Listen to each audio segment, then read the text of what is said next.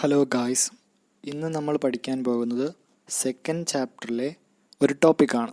അതായത് contribution of major writers എന്നുള്ളൊരു topic. ഇതിനോടനുബന്ധിച്ച് തന്നെ നമ്മൾ ഫോർത്ത് ചാപ്റ്ററിലെ മേക്കേഴ്സ് ഓഫ് ഇംഗ്ലീഷും കൂടി നോക്കും. അതിനുശേഷം നമ്മൾ ഇൻഫ്ലുവൻസ് ഓഫ് ബൈബിൾ കൂടി ഇന്ന് നോക്കും. ഇത്രയും കാര്യങ്ങളാണ് നമ്മൾ പഠിക്കാൻ പോകുന്നത്.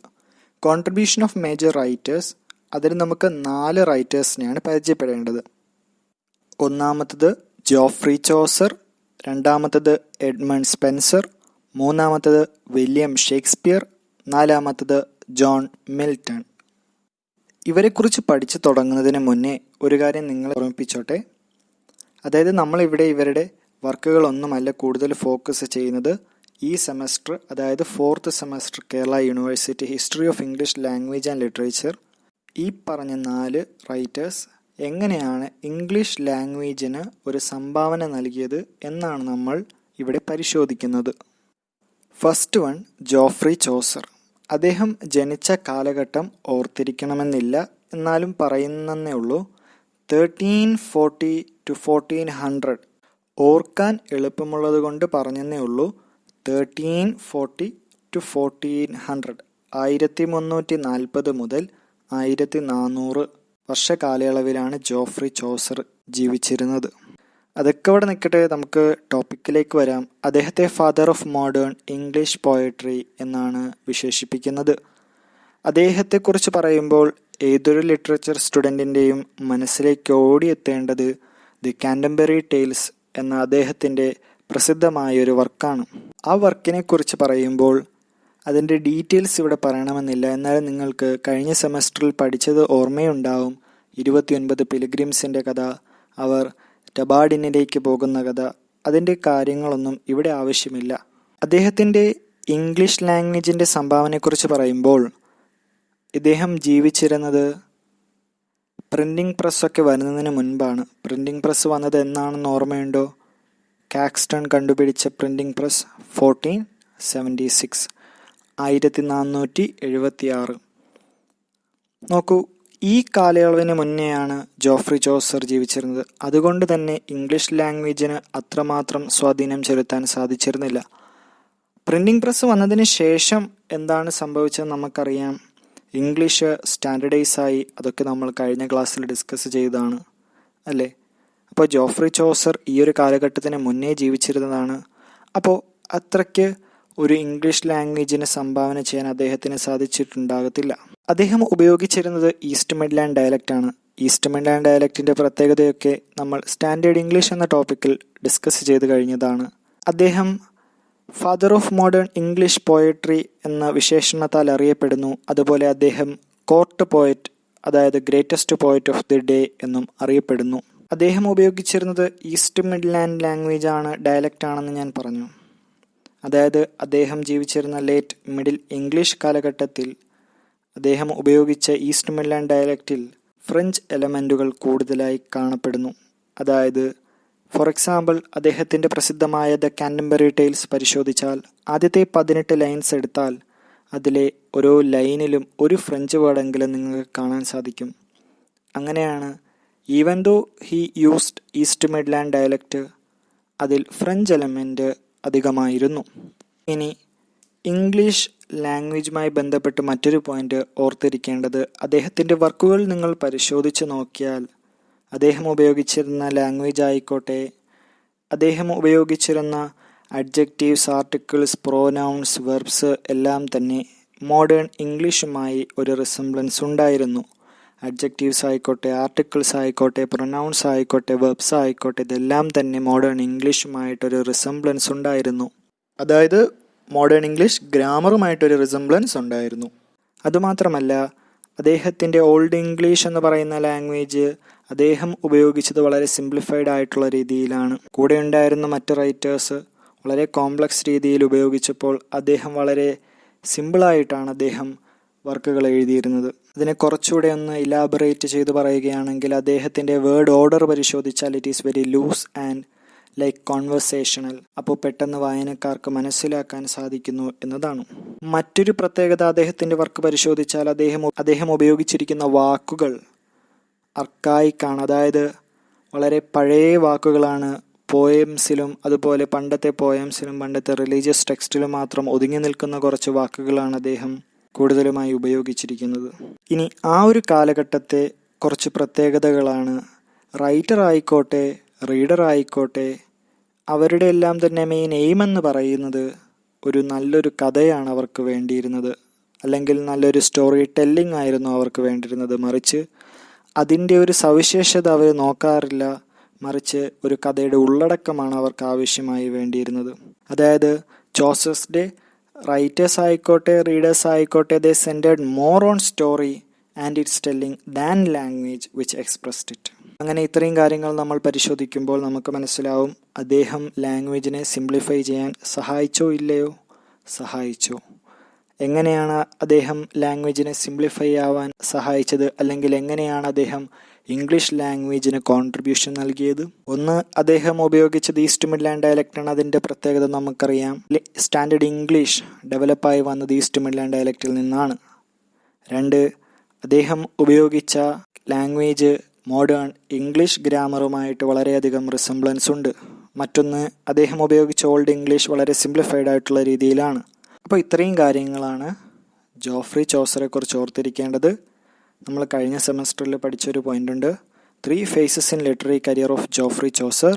ഒന്ന് ഫ്രഞ്ച് പീരീഡ്, മറ്റൊന്ന് ഇറ്റാലിയൻ പീരീഡ്, മറ്റൊന്ന് ഇംഗ്ലീഷ് പീരീഡ്. ഇംഗ്ലീഷ് പീരീഡിലാണ് അദ്ദേഹം കാൻറ്റംബറി ടെയിൽസ് ഒക്കെ എഴുതിയത്. ഓക്കെ, അതൊക്കെ അവിടെ നിൽക്കട്ടെ. നമുക്ക് അടുത്ത റൈറ്ററെ പരിചയപ്പെടാം. Edmund Spenser. അദ്ദേഹത്തെ നമ്മൾ പോയറ്റ് എന്നാണ് വിളിക്കുന്നത്. ജോഫ്രി ചോസറെ father of modern English poetry എന്ന് വിശേഷിപ്പിച്ചപ്പോൾ എഡ്മണ്ട് സ്പെൻസറെ നമ്മൾ പോയറ്റ് എന്ന് വിളിച്ചു. എഡ്മണ്ട് സ്പെൻസർ എന്ന് പറയുമ്പോൾ ഏതൊരു ലിറ്ററേച്ചർ വിദ്യാർത്ഥിയുടെ മനസ്സിലേക്കും ഓടിയെത്തേണ്ട ഒരു പ്രോപ്പർട്ടിയാണ് അദ്ദേഹത്തിൻ്റേതായിട്ടുള്ള ഒരു ന്യൂ വേഴ്സ് ഫോം. എന്താണത്? Spenserian stanza. അപ്പോൾ ഇത് നമ്മൾ കഴിഞ്ഞ സെമസ്റ്ററിൽ പഠിച്ചിട്ടുണ്ട്. അതിൻ്റെ പ്രത്യേകത എന്താണെന്ന് അറിയാമോ? It contains 9 iambic lines. അതായത് ഫസ്റ്റ് 8 ലൈൻസ് പരിശോധിച്ചാൽ അത് പെൻറ്റാമീറ്റേഴ്സ് ആയിരിക്കും, ലാസ്റ്റ് ലൈൻ എന്തായിരിക്കും? ഹെക്സാമീറ്റർ ആയിരിക്കും. ഓക്കെ, അപ്പോൾ നമ്മൾ ജോഫ്രി ചോസർ പറയുമ്പോൾ നമ്മുടെ മനസ്സിലേക്ക് പെട്ടെന്ന് വരുന്ന കാൻറ്റംബറി ടെയിൽസ് ആണ്. എന്നാൽ എഡ്മണ്ട് സ്പെൻസർ എന്ന് പറയുമ്പോൾ നമ്മുടെ മനസ്സിലേക്ക് പെട്ടെന്ന് വരേണ്ടത് ഹിസ് മാസ്റ്റർ പീസ് വർക്കായിട്ടുള്ള ഫെറി ക്യൂൻ. ഇതോർക്കാനൊരു ട്രിക്ക് പറഞ്ഞു തരട്ടെ. നിങ്ങൾക്ക് സ്പെൻസർ സ്റ്റോർ അറിയോ? സ്പെൻസർ സ്റ്റോറിൽ നിന്ന് നിങ്ങൾക്ക് ഫെറി ക്യൂനിൻ്റെ ഒരു ബാർബിയോ അല്ലെങ്കിൽ ബാർബി ഡോളോ എന്തെങ്കിലും കിട്ടുമെന്ന് ഓർത്തിരുന്നാൽ മതി. അപ്പോൾ Faerie Queene written by Edmund Spenser. Okay, അതൊക്കെ അവിടെ നിൽക്കട്ടെ. വേണമെങ്കിൽ ഇതും കൂടി ഓർത്തിരുന്നോ, ചിലപ്പോൾ എൻട്രൻസ് എക്സാമിനേഷൻസിന് നിങ്ങൾക്ക് ഉപയോഗപ്പെടും. ഫസ്റ്റ് പോയം, എഡ്മണ്ട് സ്പെൻസറിൻ്റെ ഫസ്റ്റ് പോയമാണ് ഷെപ്പേർഡ്സ് കലണ്ടർ. ഓക്കെ, അദ്ദേഹം ഇംഗ്ലീഷ് ലാംഗ്വേജിന് എങ്ങനെയാണ് കോൺട്രിബ്യൂട്ട് ചെയ്തതെന്ന് നോക്കാം. അദ്ദേഹം മെയിനായിട്ട് ഉപയോഗിച്ചിരുന്നത് പഴയ വാക്കുകളാണ്. പക്ഷേ അദ്ദേഹം പഴയ വാക്കുകൾ എന്തിനാണ് ഉപയോഗിച്ചിരുന്നത്? അദ്ദേഹത്തിൻ്റെ പോയറ്റിക് വൊക്കാബുലറി വലുതാക്കാൻ വേണ്ടിയിട്ട് അദ്ദേഹം പഴയ വാക്കുകൾ ഒന്നുകൂടി എടുത്ത് റീക്രിയേറ്റ് ചെയ്തു, ടു എൻലാർജ് പോയറ്റിക് വൊക്കാബുലറി. നമുക്ക് നോക്കാം. റിവൈവൽ ഓഫ് ഓൾഡ് വേർഡ്സ്, അതായത് അദ്ദേഹം പഴയ വാക്കുകൾ പുനർജീവിപ്പിച്ചു. അതിന് വേണമെങ്കിൽ നിങ്ങൾക്ക് എക്സാമ്പിൾ എഴുതാം. ബ്ലെയിംഫുൾ, ഡൂം, മിക്കിൾ. ഇതൊന്നും ഓർമ്മയില്ലെങ്കിൽ നിങ്ങൾ ആ കൺസെപ്റ്റ് മനസ്സിലാക്കുക, അത്രയേ ഉള്ളൂ. ഓക്കെ, ബട്ട് നിങ്ങൾ ഒരു എക്സാമ്പിളെങ്കിലും ഓർത്തിരിക്കാൻ ശ്രമിക്കുക. Dome, DOOM. രണ്ടാമത്തെ contribution, new coinage of words like freak, screws. Screws എന്ന് പറഞ്ഞാൽ സ്ക്രൂ പ്ലസ് സ്ക്യൂസ്, ഇത് രണ്ടും കൂടി ചേർന്ന് വരുന്നൊരു വാക്കാണ് സ്ക്രൂസ്. സ്ക്രൂ ഇല്ലേ സ്ക്രൂ, അതും സ്ക്യൂസ് ഇല്ലേ സ്ക്യൂസ്, അത് രണ്ടും കൂടി ചേർന്നിട്ട് he coined A new word screws, SCRUZE. അടുത്തത് അദ്ദേഹം അഡാപ്റ്റേഷൻ ഓഫ് ഓൾഡ് വേർഡ്സ്, അതായത് അദ്ദേഹം പഴയ വാക്കുകളെ പുതിയ രീതിയിൽ അവതരിപ്പിച്ചു. സൺഷൈനി, വൂൾഫിഷ്, ഇതൊക്കെയാണ് എക്സാമ്പിൾ. അപ്പോൾ നിങ്ങൾക്ക് എക്സാമ്പിളൊന്നും ഓർമ്മയില്ലെങ്കിലും ടെക്സ്റ്റ് ബുക്കിൽ കുറേ എക്സാമ്പിൾ കൊടുത്തിട്ടുണ്ട്. പക്ഷേ ഇവിടെ ഞാൻ സെലക്ട് ചെയ്ത് കുറച്ച് എക്സാമ്പിളേ തന്നിട്ടുള്ളൂ. ബട്ട് നിങ്ങൾക്ക് എക്സാമ്പിളും ഓർമ്മയില്ലെങ്കിലും നിങ്ങൾ എന്ത് ചെയ്യുക, അദ്ദേഹം എങ്ങനെയാണ് കോൺട്രിബ്യൂട്ട് ചെയ്തതെന്ന് മിനിമമെങ്കിലും അറിഞ്ഞിരിക്കണം. അതായത് he revived old words, he coined new words, adaptation of old words. 3 property ഓർത്തിരിക്കുക എഡ്മണ്ട് സ്പെൻസർ. ഇനി മറ്റൊരു പ്രത്യേകത, നമ്മൾ ജോഫ്രി ചോസറിനെ കുറിച്ച് പറഞ്ഞപ്പോൾ നമ്മൾ പറഞ്ഞു അദ്ദേഹത്തിൻ്റെ ഗ്രാമർ മോഡേൺ ഇംഗ്ലീഷുമായി സാമ്യമുണ്ടെന്ന്. ഇവിടെ എഡ്മണ്ട് സ്പെൻസർ എന്താണ് ചെയ്തതെന്നറിയോ? അദ്ദേഹം 1 ഗ്രമാറ്റിക്കൽ കാറ്റഗറിയിലുള്ള ഒരു വാക്ക്, അതായത് ആഡ്വർബ് എന്ന് പറയുന്ന മോസ്റ്റ്, അദ്ദേഹം എന്തായിട്ടാക്കി? അഡ്ജക്റ്റീവാക്കി മാറ്റി. അതായത് 1 ഗ്രമാറ്റിക്കൽ കാറ്റഗറിയിലുള്ള ഒരു വേർഡിനെ അദ്ദേഹം placed in another grammatical category. അപ്പോൾ അതിന് എക്സാമ്പിൾ പറഞ്ഞില്ലെങ്കിലും കുഴപ്പമില്ല, but you have to remember. ഏതെങ്കിലും ഒരു എക്സാമ്പിൾ ഓർത്തിരുന്നാൽ മാർക്ക് കൂടുതൽ കിട്ടും. ഫോർ എക്സാമ്പിൾ നമുക്ക് ഫെയറി എഴുതുന്നതിനെടുക്കാം. ഫെയറി നമ്മളിപ്പോൾ മാസ്റ്റർ പീസ് വർക്കായിട്ടുള്ള ദ ഫെയറി ക്യൂൻ പഠിച്ചില്ലേ? അപ്പോൾ അഡ്ജക്റ്റീവായിട്ടുള്ള ഫെയറി അദ്ദേഹം എന്തായിട്ട് ഉപയോഗിച്ചു? ആഡ്വർബായിട്ട് ഉപയോഗിച്ചു. അപ്പോൾ ഇനി നിങ്ങൾ എക്സാമിന് എഡ്മണ്ട് സ്പെൻസർ കിട്ടിയാൽ നിങ്ങൾക്ക് ഫസ്റ്റ് പെട്ടെന്ന് ഓർമ്മ വരേണ്ട അദ്ദേഹത്തിൻ്റെ മാസ്റ്റർ പീസ് വർക്കായിട്ടുള്ള ദ ഫെയറി ക്യൂൻ. അദ്ദേഹത്തിൻ്റെ മറ്റൊരു പ്രോപ്പർട്ടി 1 ഗ്രമാറ്റിക്കൽ കാറ്റഗറി ആയിട്ടുള്ള ഒരു വാക്കിനെ മറ്റൊരു ഗ്രമാറ്റിക്കൽ കാറ്റഗറി ആയിട്ട് അദ്ദേഹം എസ്റ്റാബ്ലിഷ് ചെയ്തു. അതിന് എക്സാമ്പിൾ അഡ്ജക്റ്റീവായിട്ടുള്ള ഫെയറിയെ അദ്ദേഹം ആഡ്വർബായിട്ട് കാണിച്ചു. മറ്റൊരു പ്രത്യേകത നിങ്ങൾ ഓർത്തിരിക്കേണ്ടത്, വർക്കുകൾ സൃഷ്ടിക്കുമ്പോൾ ഒബ്വിയസ്ലി അതിനെതിരെ ഒബ്ജെക്ഷൻസും വരാം, സപ്പോർട്ടേഴ്സും വരാം. അപ്പോൾ അതിനെ ഇൻവൈറ്റ് ചെയ്തത് ആരൊക്കെയാണ്, അല്ലെങ്കിൽ സപ്പോർട്ട് ചെയ്തത് അദ്ദേഹത്തിൻ്റെ ഫ്രണ്ടായിട്ടുള്ള EK എന്ന് പറയുന്ന ഒരു വ്യക്തിയാണ്, ഇനിഷ്യൽ EK. ബട്ട് ഒബ്ജക്റ്റ് ചെയ്തത് ആരൊക്കെയാണെന്ന് നോക്കിയാൽ സിഡ്നി, അതുപോലെ ബെൻ ജോൺസണൊക്കെ ഇങ്ങനത്തെ ഒരു സിസ്റ്റം ഒബ്ജക്റ്റ് ചെയ്തു. അപ്പോൾ ഇത്രയും കാര്യങ്ങളാണ് എഡ്മണ്ട് സ്പെൻസറിനെ കുറിച്ച് പഠിക്കാനുള്ളത്. അപ്പോൾ ഞാൻ ആദ്യം പറഞ്ഞത് അദ്ദേഹം പോയറ്റാണ്. ഫസ്റ്റ് പോയം എന്താണ്? Shepherd's Calendar. അത് ഓർത്തില്ലെങ്കിലും മാസ്റ്റർ പീസ് വർക്കായിട്ടുള്ള ദ ഫെയറി ക്യൂൻ മറക്കില്ല. ഇനി അദ്ദേഹത്തിൻ്റെ സ്പെൻസേറിയൻ സ്റ്റാൻസ് അറിയാം. അതായത് 9 അയാംബിക് ലൈൻസിലെ first 8 lines will be pentameters, last line will be hexameter. ഇനി എങ്ങനെയാണ് ഇംഗ്ലീഷിലേക്ക് കോൺട്രിബ്യൂട്ട് ചെയ്തത്? ഒന്നാമതായിട്ട് നിങ്ങൾക്ക് മനസ്സിൽ ഓർമ്മയുള്ളത് എഴുതിയാൽ മതി. New coinage of words like scruze, adaptation of old words like sunshiny, revival of old words like blameful or doom. അതുപോലെ ഒരു പ്രോപ്പർട്ടി, അദ്ദേഹം പഴയ വാക്കുകൾ എന്തിനാണ് ഉപയോഗിച്ചത്? To enlarge his poetic vocabulary. Okay. മൂന്നാമത്തെ റൈറ്റർ വില്യം ഷേക്സ്പിയർ. അദ്ദേഹത്തെക്കുറിച്ച് കൂടുതലൊന്നും പറയേണ്ട കാര്യമില്ല.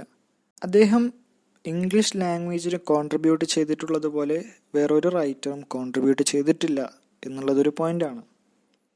അദ്ദേഹം ന്യൂമറസ് വേർഡ്സ്, ഫ്രേസസ്, എക്സ്പ്രഷൻസ് ആയിക്കോട്ടെ എല്ലാം അദ്ദേഹം വളരെ ഹ്യൂജ് നമ്പറിൽ അദ്ദേഹം കോൺട്രിബ്യൂട്ട് ചെയ്തിട്ടുണ്ട്. അതായത് അതിന് കുറേ എക്സാമ്പിൾസ് ഉണ്ട്. അതൊക്കെ പറയുന്നതിന് മുന്നേ നമുക്ക് എഡ്മണ്ട് സ്പെൻസറുമായിട്ടൊന്ന് കമ്പയർ ചെയ്ത് നോക്കാം.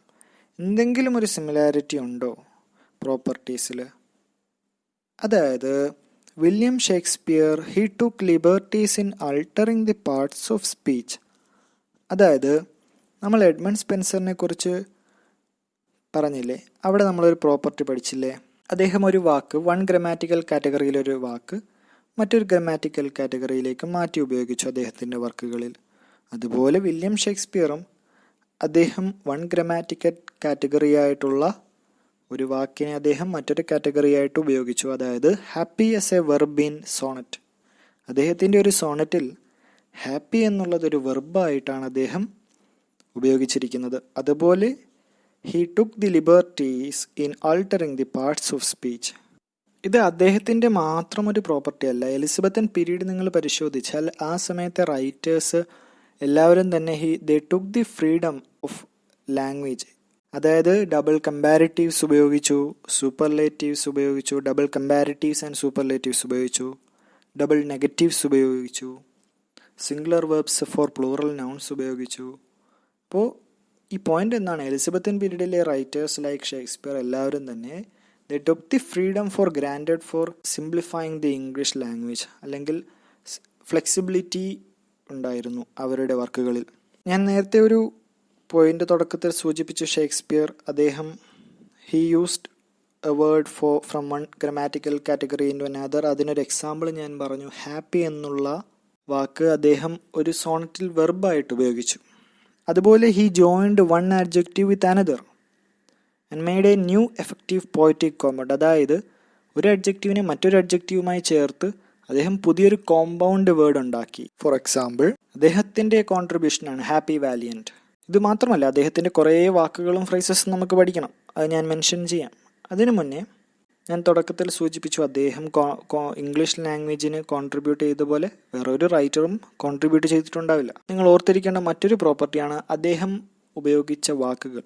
പരിശോധിച്ചാൽ most of the number of words he used in his work എന്ന് പറയുന്നത് ആംഗ്ലോ സാക്സൺ വേർഡ്സ് ആണ്.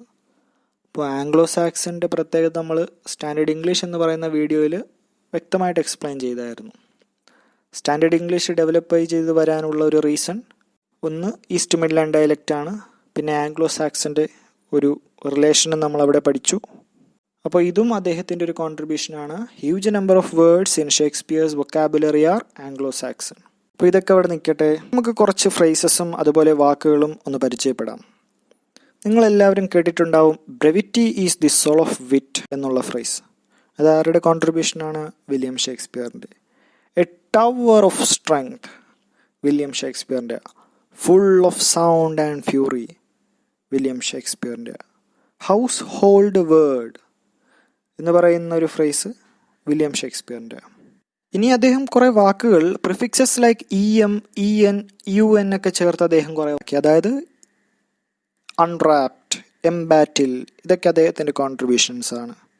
അതായത് prefixes like EM, EN, UN വെച്ച് അദ്ദേഹം കുറേ വാക്കുകൾ ഉണ്ടാക്കി. ഇനി കുറേ വാക്കുകൾ റീഡേഴ്സിന് പരിചയമായി വരുന്നത് അദ്ദേഹത്തിൻ്റെ വർക്കുകളിലൂടെയാണ്. അതായത് many words make their first appearance in Shakespeare's works. അതായത് ഫോർ എക്സാമ്പിൾ പറയാം, ഡ്വിൻഡിൽ, ലവ്ലി, ക്രിട്ടിക്. ഈ വാക്കുകൾ ആദ്യമായിട്ട് ഒരു വർക്കിൽ വരുന്നത് ഷേക്സ്പിയറിൻ്റെ വർക്കിലൂടെയാണ്. അതായത് ഈ ഡ്വിൻഡിൽ, ലവ്ലി, ക്രിട്ടിക് എന്നുള്ള വാക്കുകൾ ഓൾറെഡി കോമൺ പീപ്പിൾ ഉപയോഗിച്ചിരുന്നതാണ്. അല്ലെങ്കിൽ സ്പോക്കൺ ഓർ ലേൺഡ് ലാംഗ്വേജസിൽ ഓൾറെഡി ഈ വാക്കുകളുണ്ട്. പക്ഷേ ഇതൊരു വർക്കിലേക്ക് ഇൻട്രൊഡ്യൂസ് ചെയ്തത് ഷേക്സ്പിയറാണ്. ലാസ്റ്റ് ഒരു 2 പ്രോപ്പർട്ടിയും കൂടിയുണ്ട്. അതായത് ഹി ഇൻട്രൊഡ്യൂസ്ഡ് ഡയലക്റ്റൽ വേർഡ്സ്. അത് മാത്രം എഴുതിയാലും നിങ്ങൾക്ക് മാർക്ക് കിട്ടും. He introduced dialectal words. For example, blood bolted Banquo from Macbeth. അതുപോലെ dwindle, peak and pine from West Midland dialect. Last ഒരു പ്രോപ്പർട്ടിയാണ് he gave new significance to ordinary words. അദ്ദേഹം പഴയ ഓർഡിനറി ആയിട്ടുള്ള വാക്കുകൾ എടുത്തിട്ട് അതിനൊരു പുതിയൊരു അർത്ഥതലം കൊടുത്തു. അതായത് ഇപ്പോൾ ഒരു എക്സാമ്പിൾ പറയുകയാണെങ്കിൽ, എയർ എന്നൊരു വാക്ക് അദ്ദേഹം used in the sense of aspect, അല്ലെങ്കിൽ used in the sense of melody, അല്ലെങ്കിൽ used in the sense of manner. അപ്പോൾ സാധാരണ ഓർഡിനറി ആയിട്ടുള്ള ഒരു വാക്കിനെ അദ്ദേഹം റീക്രിയേറ്റ് ചെയ്ത് പുതിയ അർത്ഥതലങ്ങൾ കൊടുത്തു. അതിനൊരു ഉദാഹരണമാണ് എയർ. ഇപ്പോൾ നമ്മൾ പഠിച്ച കാര്യങ്ങൾ ഒന്നുകൂടി നോക്കാം. വില്യം ഷേക്സ്പിയർ, ഞാൻ ഫസ്റ്റ് പറഞ്ഞത്, അദ്ദേഹം gave numerous words, phrases and expressions to English language. കുറേ ഫ്രേസസ്, കുറേ വേർഡ്സ് അല്ലേ. മറ്റു പ്രത്യേകതകൾ, അദ്ദേഹം he took liberty in altering parts of speech alter ചെയ്തു. അതുപോലെ 1 grammatical category to another grammatical category. അതുപോലെ 2 അഡ്ജക്റ്റീവ് ചേർത്ത് ഒരു കോമ്പൗണ്ട് വേർഡ് ഉണ്ടാക്കി. ഹാപ്പി വാലിയൻ്റ് ആണ് അതിനൊരു ഉദാഹരണം. മറ്റു പ്രത്യേകതകൾ, അദ്ദേഹത്തിൻ്റെ വൊക്കാബുലറി പരിശോധിച്ചാൽ ആംഗ്ലോ സാക്സൺ വേർഡ്സ് ആണ് കൂടുതൽ. പിന്നെ ആ പീരീഡിലെ ഒരു പ്രത്യേകത, എലിസബത്തൻ പീരീഡിലെ ഒരു പ്രത്യേകത എന്ന് പറയുന്നത് റൈറ്റേഴ്സ് മൊത്തത്തിലൊരു ഫ്രീഡം എടുത്തിരുന്നു. ഇംഗ്ലീഷ് ലാംഗ്വേജ് സിംപ്ലിഫൈ ആയിട്ടുള്ള രീതിയിൽ എക്സ്പ്രസ് ചെയ്യാൻ. കുറച്ച് ഫ്രേസസ് നമ്മൾ പഠിച്ചു. Household word, a tower of strength, full of sound and fury, brevity is the soul of wit. അതുപോലെ ബ്ലഡ് ബോൾട്ടഡ് ബാങ്കോ, അതൊരു ഡയലക്റ്റൽ വേർഡാണ്. Dwindle, peak and pine dialectal word. അതുപോലെ പുതിയ വാക്കുകൾ അദ്ദേഹം കോയിൻ ചെയ്തു. ഈവൻ ദോ അത് spoken അല്ലെങ്കിൽ ലേൺഡ് ലാംഗ്വേജസിലുള്ള വാക്കുകളാണെങ്കിലും ഒരു വർക്കിൽ അദ്ദേഹമാണ് ആദ്യമായിട്ട് ഉൾപ്പെടുത്തിയത്. അതിന് എക്സാമ്പിളാണ് ക്രിട്ടിക്, ലവ്ലി, ഡ്വിൻഡിൽ. മറ്റൊരു പ്രോപ്പർട്ടിയാണ് പ്രിഫിക്സസ് ആയിട്ടുള്ള EM, EN, UN ചേർത്തുകൊണ്ട് അദ്ദേഹം പുതിയ വാക്കുകൾ സൃഷ്ടിച്ചു. അതായത് അൺറാപ്ഡ്, എംബാറ്റിൽ, അങ്ങനെ കുറേ വാക്കുകൾ അദ്ദേഹം സൃഷ്ടിച്ചു. അപ്പോൾ ഇത്രയുമാണ് നമുക്ക് ഷേക്സ്പിയറിനെ കുറിച്ച് പഠിക്കേണ്ടത്. Saintsbury observed place of Shakespeare and English Bible as the twin monuments. അത് വെറുതെ ഒന്ന് പറഞ്ഞതന്നേ ഉള്ളൂ, ഓർത്തിരിക്കുക. നമുക്കടുത്ത് ജോൺ മിൽട്ടനെ കുറിച്ച് പഠിക്കാം. Last writer who contributed to English language അല്ല, ഇനിയും റൈറ്റേഴ്സ് ഉണ്ട്, പക്ഷേ ഇവരാണ് പ്രൊമിനൻ്റ് ആയിട്ടുള്ളവർ. ഇനിയും നമ്മൾ മേക്കേഴ്സ് ഓഫ് ഇംഗ്ലീഷ് എന്ന് പറയുന്ന 4th ചാപ്റ്ററിൽ ഒരു ടോപ്പിക്ക് ഡിസ്കസ് ചെയ്യും. അതിൽ കുറച്ചുകൂടി റൈറ്റേഴ്സിനെ നമ്മൾ പരിചയപ്പെടും. ബട്ട് ഉള്ളി വാക്കുകളും ഉള്ളി റൈറ്റേഴ്സിൻ്റെ പേരും അവർ കോൺട്രിബ്യൂട്ട് ചെയ്ത വാക്ക്, കോയിൻ ചെയ്ത വാക്കുകളും മാത്രമേ പഠിക്കത്തുള്ളൂ. അപ്പോൾ ഇത്രയും ഡീറ്റെയിൽഡ് ആയിട്ട് പഠിക്കത്തില്ല. ഓക്കെ, അപ്പോൾ ലാസ്റ്റ് ജോൺ മിൽട്ടൺ നമുക്ക് നോക്കാം. ജോൺ മിൽട്ടൺ ബാക്കിയുള്ള റൈറ്റേഴ്സിനെ പോലെ തന്നെ ഇംഗ്ലീഷ് ലാംഗ്വേജിന് കുറേ വേർഡ്സ് കോൺട്രിബ്യൂട്ട് ചെയ്തു. പക്ഷേ നമുക്ക് ഷേക്സ്പിയറുമായിട്ട് ഒന്ന് കമ്പയർ ചെയ്ത് നോക്കാം. ഷേക്സ്പിയറിൻ്റെ വർക്കുകൾ പരിശോധിച്ച് നോക്കിയാൽ it is not meant for a class but for whole. പക്ഷേ ജോൺ മിൽട്ടൻ്റെ കേസിൽ അങ്ങനെയല്ല. His works are mainly meant for a chosen few. അപ്പോൾ അതിൽ നിന്ന് എന്ത് പോയിന്റ് നിങ്ങൾക്ക് മനസ്സിലായി? ജോൺ മിൽട്ടണ് അധികമൊന്നും ഇംഗ്ലീഷ് ലാംഗ്വേജിന് കോൺട്രിബ്യൂട്ട് ചെയ്യാൻ സാധിച്ചിട്ടില്ല. അൺലൈക്ക് ഷേക്സ്പിയർ, അല്ലെങ്കിൽ ഷേക്സ്പിയറിൻ്റെ അത്രയും ഒന്നും ജോൺ മിൽട്ടണ് ഇംഗ്ലീഷ് ലാംഗ്വേജിനെ കോൺട്രിബ്യൂട്ട് ചെയ്യാൻ സാധിച്ചിട്ടില്ല. ഇദ്ദേഹത്തിൻ്റെ കോൺട്രിബ്യൂഷൻസ് പരിശോധിച്ചാൽ ഹിസ് ഓൺ കോയിനേജ് അല്ലെങ്കിൽ ഹിസ് ഓൺ എക്സ്പ്രഷൻസ് ഏതൊക്കെയാണെന്ന് പരിശോധിക്കാം. ഒന്ന് ഗോർജിയസ് ഈസ്റ്റ്, മറ്റൊന്ന് എ പില്ലർ ഓഫ് സ്റ്റേറ്റ്, മറ്റൊന്ന് ഡാർക്ക്നെസ് വിസിബിൾ. ഡാർക്ക്നെസ് വിസിബിൾ ഏതെങ്കിലും ഓർക്കാൻ എളുപ്പമുള്ള ഏതെങ്കിലും ഒന്ന് ഓർക്കുക. ഡാർക്ക്നെസ് വിസിബിൾ, ജോൺ മിൽട്ടൻ്റെ ഒരു എക്സ്പ്രഷനാണ് darkness visible, which is impossible. Darkness visible. അപ്പോൾ ജോൺ മിൽട്ടൺ എന്ന് പറയുമ്പോൾ തന്നെ നിങ്ങൾക്ക് പാൻഡിമോണിയം എന്ന് പറയുന്ന വാക്ക് നിങ്ങളുടെ മനസ്സിലേക്ക് വരണം. The word pandemonium is the most popular of Milton's coinage. Darkness visible. Okay, അതൊരു എക്സാമ്പിളാണ്. His coinage or expression include darkness visible. അദ്ദേഹത്തിൻ്റെ കുറേ വാക്കുകൾ ഓക്സ്ഫോർഡ് ഇംഗ്ലീഷ് ഡിക്ഷണറിയിൽ ഉൾപ്പെടുത്തിയിട്ടുണ്ട്. അതിനൊരു ഉദാഹരണമാണ് അനാർക്കി. നമ്മൾ ജോഫ്രി ചോസർ പഠിച്ചപ്പോൾ നമ്മൾ എന്താ പഠിച്ചത്? അർക്കായിക് എന്ന ഒരു വാക്ക് പഠിച്ചു. അപ്പോൾ അർക്കായിക് ആൻഡ് അനാർക്കി, ഇതിൻ്റെ രണ്ടിൻ്റെയും വ്യത്യാസം നിങ്ങൾക്കറിയാമോ? ജോഫ്രി ചോസറിൻ്റെ അവിടെ പറഞ്ഞത് എന്താണ്? Many forms of Chaucer is now archaic and only found in poetic or religious usage. ഇപ്പോൾ ഇവിടെ ഞാൻ എന്താണ് പറഞ്ഞത്? Many words of John Milton included in Oxford Dictionary. അതിനൊരു ഉദാഹരണമാണ് അനാർക്കി. Anarchy means instability. അതവിടെ നിൽക്കട്ടെ. നമുക്ക് അഡ്ജക്റ്റീവ്സ്. ജോൺ മിൽട്ടൻ്റെ മറ്റൊരു കോൺട്രിബ്യൂഷനാണ് adjective. For example Olympian, titanic. ഇദ്ദേഹത്തിൻ്റെ മറ്റൊരു പ്രത്യേകത, അദ്ദേഹത്തിൻ്റെ വർക്കുകൾ പരിശോധിച്ചാൽ ലാറ്റിൻ വാക്കുകൾ അല്ലെങ്കിൽ ലാറ്റിൻ സിൻടാക്സ്, വേർഡ് ഓർഡർ നിങ്ങൾക്ക് കാണാൻ സാധിക്കും. കാരണം എന്താണ്? അദ്ദേഹത്തിൻ്റെ his love towards classical language like Latin. ഇപ്പോൾ ലാറ്റിൻ അതിൻ്റെ ഇൻഡോ യൂറോപ്യൻ ഫാമിലിയിലെ ഏത് ബ്രാഞ്ചിലാണ് വരുന്നതെന്നൊക്കെ നമ്മൾ പഠിച്ചു. അപ്പോൾ നിങ്ങൾ കണക്ട് ചെയ്യണം. കഴിഞ്ഞ ക്ലാസ്സുകൾ ഒന്നുകൂടി കാണണം, റിവൈസ് ചെയ്ത് റിവിഷൻ ഇടയ്ക്കിടയ്ക്ക് നടത്തണം. Okay, Latin words like argument, grateful, virtue ഒക്കെ ഇദ്ദേഹത്തിൻ്റെ വർക്കുകളിൽ കാണാം. അദ്ദേഹത്തിൻ്റെ വർക്കുകളിൽ ഒരു സ്പെഷ്യൽ എഫക്റ്റ് കിട്ടാൻ വേണ്ടിയിട്ട് അദ്ദേഹം used archaism and dialect words. ഞാൻ നേരത്തെ പറഞ്ഞു അർക്കായിസം ആൻഡ് അനാർക്കി തമ്മിലുള്ള വ്യത്യാസം പറഞ്ഞു. ഇവിടെ അർക്കായിസം എന്താണെന്ന് എനിക്കിപ്പോൾ മനസ്സിലായി കാണും. Used archaism and dialect words for special effect. For example ക്ലോംബ്.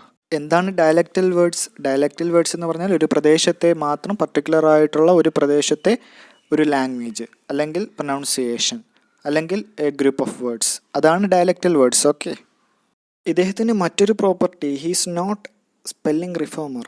അതായത് ഇദ്ദേഹം ഇപ്പോൾ ഫോർ എക്സാമ്പിൾ ഐലൻഡ് എന്നൊരു വാക്ക് നമ്മൾ എങ്ങനെയാണ് എഴുതുന്നത്? ഐ കഴിഞ്ഞാൽ എസ് അല്ലേ? ISLAND, island. എസ് സൈലൻ്റ് ആണ്. പക്ഷെ അദ്ദേഹം he's not a spelling reformer. അദ്ദേഹം ശാഠ്യം പിടിച്ചില്ല, ഇന്ന സ്പെല്ലിംഗ് തന്നെ വേണമെന്ന്. അദ്ദേഹം ILAND എന്ന് എഴുതി. എങ്ങനെയാണ്? സ്പെല്ല് ചെയ്യുന്ന രീതിയിൽ തന്നെ അദ്ദേഹം, അല്ലെങ്കിൽ പ്രൊനൗൺസ് ചെയ്യുന്ന രീതിയിൽ തന്നെ അദ്ദേഹം എഴുതി. അപ്പോൾ he's not a spelling reformer. അതുപോലെ ഡ്രോപ്ഡ് എന്നുള്ള വാക്ക് അദ്ദേഹം സ്പെല്ല് ചെയ്തിരുന്നത് ഡ്രോപ്ഡ് എന്നാണ്. വാക്ക്ഡ് എന്നുള്ള അദ്ദേഹം സ്പെല്ല് ചെയ്തിരുന്നത് വാക്ട് എന്നാണ്. ഇതൊക്കെ അവിടെ നിൽക്കട്ടെ. ഇനി അദ്ദേഹത്തിൻ്റെ മറ്റൊരു പ്രോപ്പർട്ടിയാണ് ഫോർബിഡൻ എന്നുള്ളൊരു വാക്ക് അദ്ദേഹം എഴുതിയിരുന്നത് FORBID കഴിഞ്ഞൊരു ഇ എൻ ഇല്ലേ, ഡി കഴിഞ്ഞിട്ട് അദ്ദേഹം ആ ഇ എൻ എഴുതാറില്ല, മറിച്ച് അദ്ദേഹം ഒരു അപ്പോസ്ട്രഫി ഇട്ടിട്ട് അടുത്ത എൻ എഴുതി. അതായത് അദ്ദേഹം മനഃപൂർവ്വം ഈ ഒരു സൗണ്ടില്ലേ, ഇ എൻ വരുന്ന സൗണ്ട് അദ്ദേഹം റീപ്ലേസ് ചെയ്തു by deleting the vowel and using N apostrophe. അപ്പോൾ ഫോർബിഡൻ ആ ഒരു വാക്ക് മാത്രം ഓർത്തിരിക്കുക, പ്രോപ്പർട്ടി നിങ്ങളുടെ മനസ്സിലേക്ക് വരും. FORBIDEN. അതിന് പകരം അദ്ദേഹം അപ്പോസ്ട്രഫി, ഡി കഴിഞ്ഞിട്ട് അപ്പോസ്ട്രഫി ഇട്ടിട്ട് എൻ എഴുതി. അപ്പോൾ ഇത്രയാണ് ജോൺ മിൽട്ടനെ കുറിച്ച് പഠിക്കേണ്ടത്. ഒന്നുകൂടി ഞാൻ പറയാം. ജോൺ മിൽട്ടൺ, അദ്ദേഹവും ഷേക്സ്പിയറുമായിട്ട് കമ്പയർ ചെയ്യുമ്പോൾ എന്താണ്, ജോൺ മിൽട്ടൻ്റെ വർക്കുകൾ is meant for a chosen few. അതുകൊണ്ട് തന്നെ അദ്ദേഹത്തിന് അത്രയും വലിയ കോൺട്രിബ്യൂഷൻ ഇംഗ്ലീഷ് ലാംഗ്വേജിന് സംഭാവന ചെയ്യാൻ സാധിച്ചില്ല. അദ്ദേഹം കുറേ വേർഡ്സും എക്സ്പ്രഷൻസും കോയിൻ ചെയ്തു. അതിനുദാഹരണമാണ് ഡാർക്ക്നെസ് വിസിബിൾ. അദ്ദേഹത്തിൻ്റെ ഒരു വാക്കാണ് പാൻഡിമോണിയം, വിച്ച് ഇസ് വെരി ഫേമസ്. അതുപോലെ അദ്ദേഹത്തിൻ്റെ കുറേ വാക്കുകൾ ഓക്സ്ഫോർഡ് ഡിക്ഷണറിയിൽ ഉൾപ്പെടുത്തിയിട്ടുണ്ട്. അതിനൊരു എക്സാമ്പിളാണ് അനാർക്കി. അതുപോലെ അദ്ദേഹം കുറേ അഡ്ജക്റ്റീവ്സ് ഇൻട്രൊഡ്യൂസ് ചെയ്തു. അതിന് എക്സാമ്പിളാണ് ഒളിമ്പ്യൻ, ടൈറ്റാനിക്. അദ്ദേഹത്തിൻ്റെ വർക്കുകൾ പരിശോധിച്ചാൽ ഹി യൂസ്ഡ് ലാറ്റിൻ സിൻടാക്സ്, കാരണം ഇൻ ഹിസ് പോയംസ്, കാരണം his love towards classical language. അപ്പോൾ നിങ്ങൾക്ക് അദ്ദേഹത്തിൻ്റെ പോയം, ജോൺ മിൽട്ടൻ്റെ പോയം പരിശോധിച്ചാൽ നിങ്ങൾക്ക് ലാറ്റിൻ വേർഡ്സ് ആയിട്ടുള്ള ആർഗ്യുമെൻറ്റ്, ഗ്രേറ്റ്ഫുൾ, വിർച്യു ഒക്കെ ആദ്യമായിട്ട് ഇദ്ദേഹമാണ് ഉപയോഗിച്ചത്. അതുപോലെ അർക്കായിസം ആൻഡ് ഡയലക്റ്റ് വേർഡ്സ് അദ്ദേഹം ഒരു സ്പെഷ്യൽ എഫക്റ്റ് വരാൻ വേണ്ടി അദ്ദേഹത്തിൻ്റെ പോയംസിൽ ഉപയോഗിച്ചു. അതിനൊരു എക്സാമ്പിളാണ് ക്ലോംബ് എന്നുള്ള വാക്ക്. അതുപോലെ he was not a spelling reformer, അതായത് പ്രൊനൗൺസ് ചെയ്യുന്ന രീതിയിൽ തന്നെ അദ്ദേഹം എഴുതുകയും ചെയ്തു. അതിന് എക്സാമ്പിളാണ് ഐലൻഡ്. അതുപോലെ അദ്ദേഹം ഡ്രോപ്പ്ഡ് എന്നുള്ള വാക്ക് അദ്ദേഹം ഡ്രോപ്റ്റ് എന്നാണ് എഴുതിയിരുന്നത്. അതുപോലെ ഫോർബിഡനിലെ ഡി കഴിഞ്ഞിട്ടുള്ള ഇ എൻ അദ്ദേഹം ഒരു അപ്പോസ്ട്രഫി കൊണ്ട് റീപ്ലേസ് ചെയ്തു. അങ്ങനെ FORBID അപ്പോസ്ട്രഫി എൻ എന്നാണ് അദ്ദേഹം എഴുതിയിരുന്നത് അദ്ദേഹത്തിൻ്റെ പോയത്തിൽ. ഇത്രയും കാര്യങ്ങളാണ് ജോൺ മിൽട്ടനെ കുറിച്ച് പഠിക്കാനുള്ളത്.